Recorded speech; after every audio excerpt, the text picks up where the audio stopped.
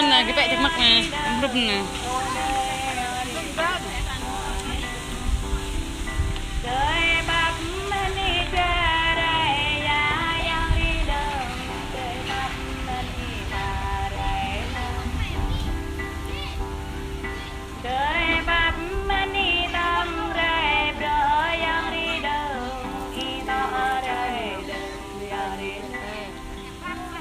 Vẽ chắc mắt với cái ghế bộ cái vẽ đó nghe.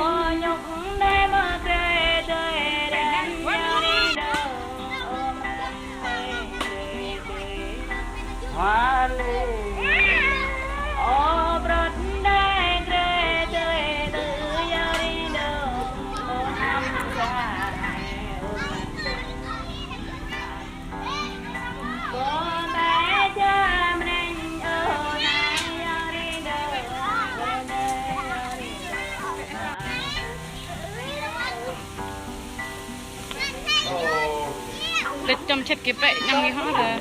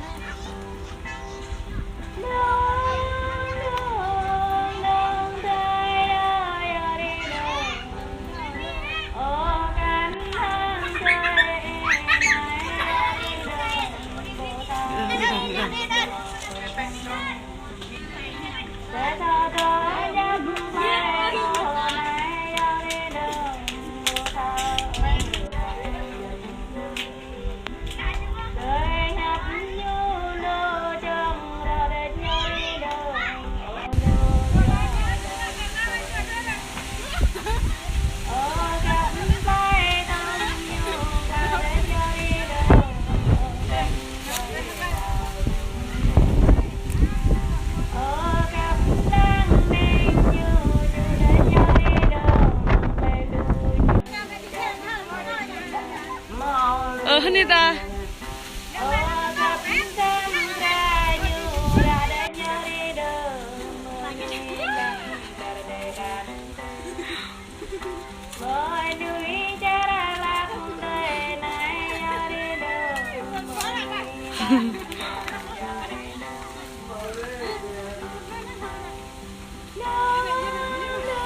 Tao nhầm đi, tao biết nhầm.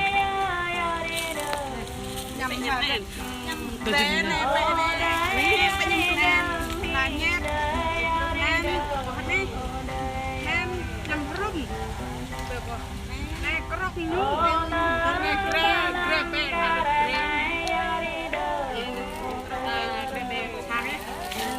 từ nè bà biết tôi có à?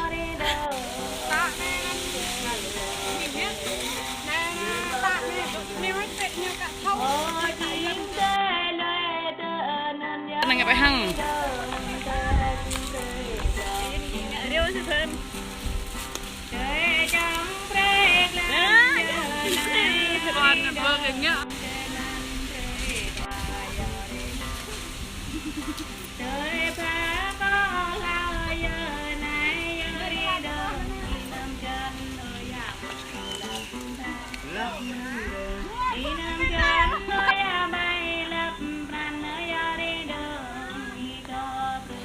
ngập cái này chẳng ạ.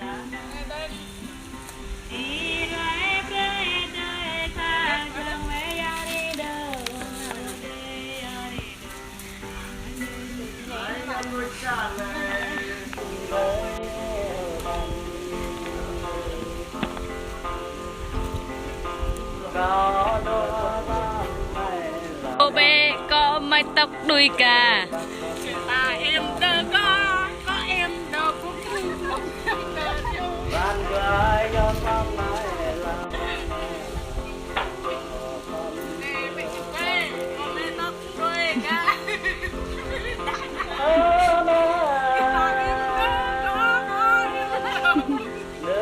lục em đơ điêu.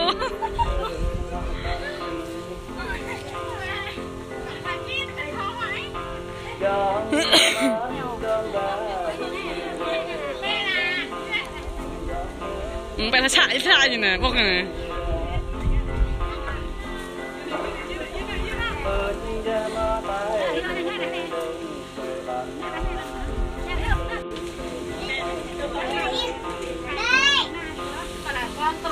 Ê, kỳ gì với nhau nè, làm mẹ.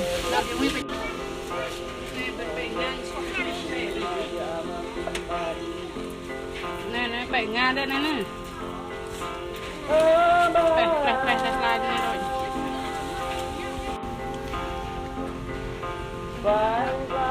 Ní các bạn. Có em, đây em premi ăn đi, tao.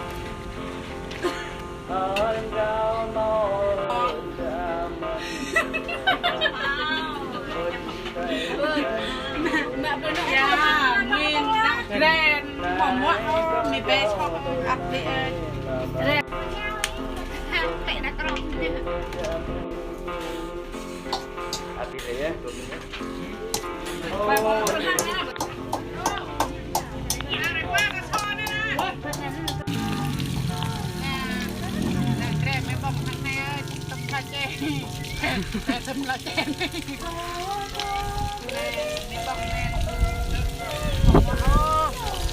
bọc thằng ngốc quỳ già thằng ngốc em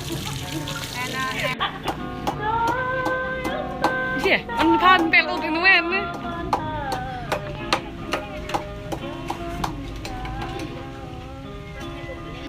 lúc nghe quay mẹ lúc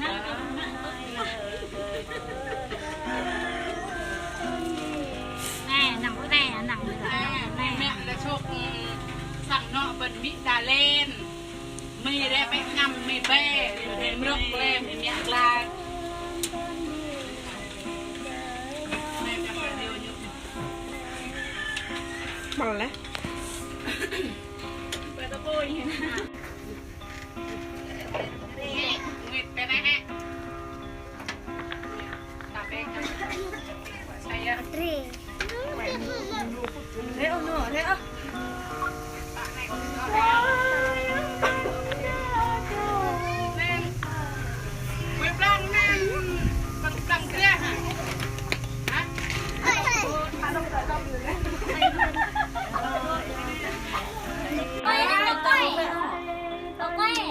ta sợ vòng rồi hả? Nè ngon lắm. Đi rồi. Nè, đập bị ha, cái đó tí như này. Tí chọn này. Mới tôm nè. Ai mình? Tôm không đang ra vặt luôn rồi.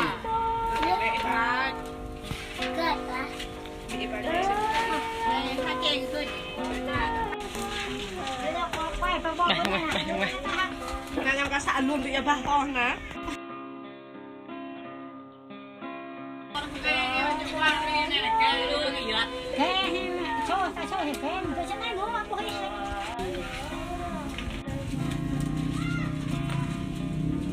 Nè, bé nhầm gram mà hẹp là bé là vô là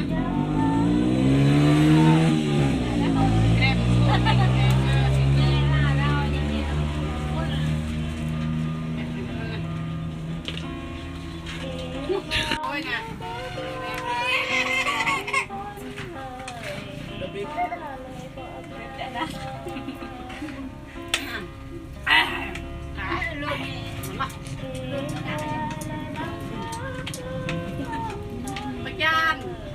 Ôi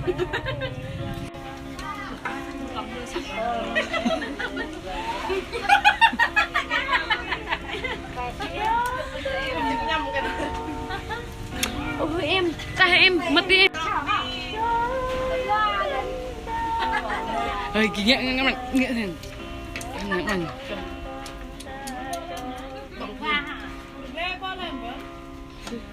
Mơ các bạn kia là mơ cho em nè. Bầu đấy phải nhỉ? Nè, nhảm Một cái bươi bươi bươi bươi. Chỉ đi cái từng gỗ này đi nữa. Cái tao bươi lên. Nhìn ra thằng này.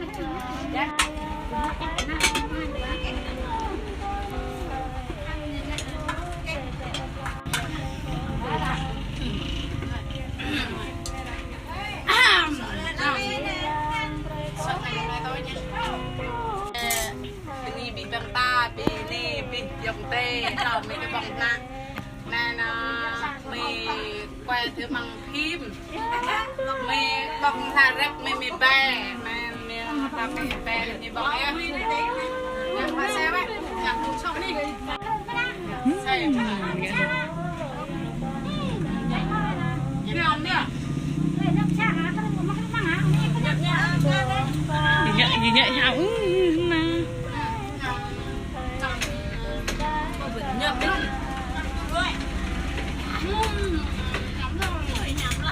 Nhậm tặng nào. Ý lửa bật rồi đấy đi, mất đi. Sắp từ.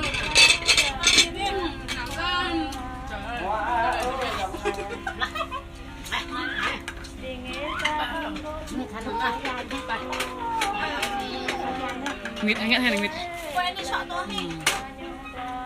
Tụi tay lên. Trắng rồi, thằng bé tắt đầu rồi.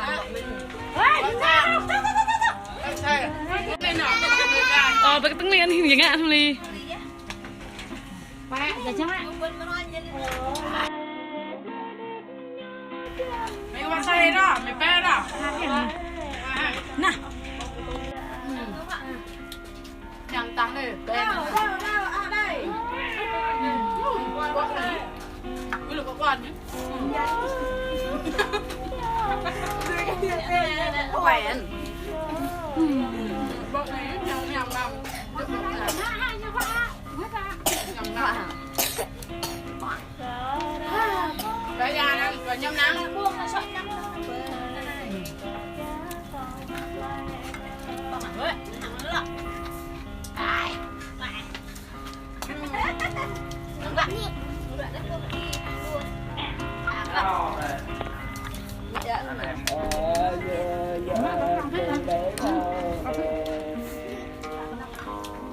Lấy ra đi. Đây vậy. Cái này nó sẽ lên vừa ăn cả. Cái trong lúc này đứng ra. Là tại cái này. Nó chơi cái gì ngã thôi lên. Đây cái muốn qua ni con. Cái này vừa ăn hết đây nè, vừa.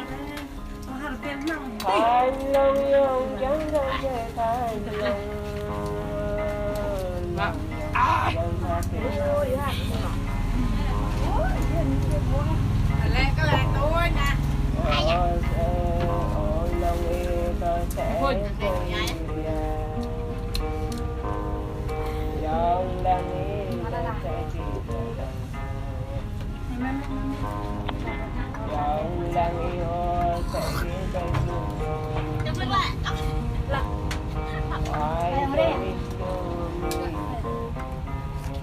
Con mày.